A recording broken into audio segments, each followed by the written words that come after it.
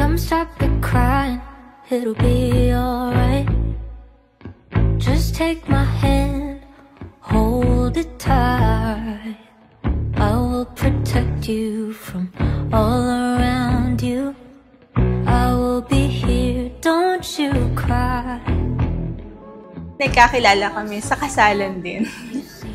And that time, nakita niya ako na noong time na merong sayawan nun. Dito rin sa Batangas. So, yun. Nasayaw niya ako noong time na yun. Then, doon na nag-start.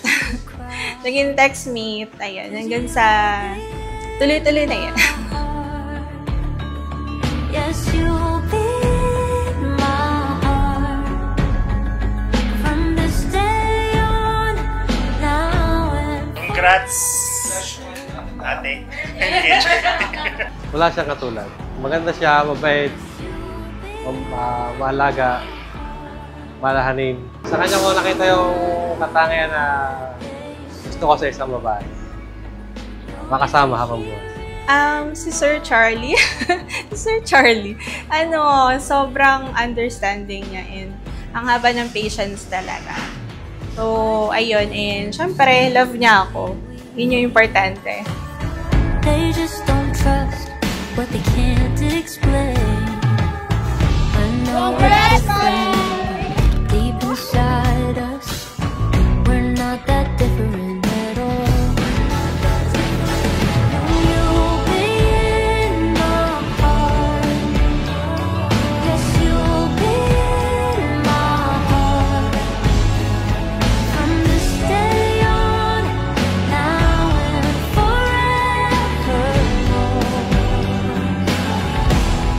First, syempre, I'm so grateful na ito, natupad na.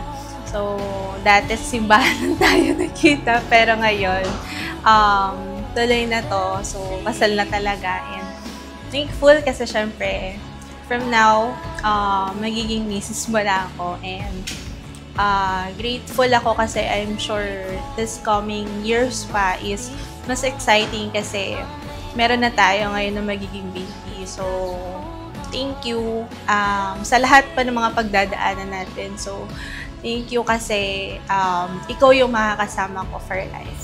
See you later. I love you. Cause you'll be in my heart. Yes, you'll be in my heart. From this day on, now and forevermore. Ang pag-asawa ay isang diba, Malakias Kapitulo 2, talatang 14, sa iyong kasama at iyong asawa sa pamamagitan ng dipa. Kasalang, wala nang iba ang dipa sa Biblia na nagpapahintulot sa dalawang tao na maging isa sa lahat ng area ng buhay sa pisikal at sa espiritu.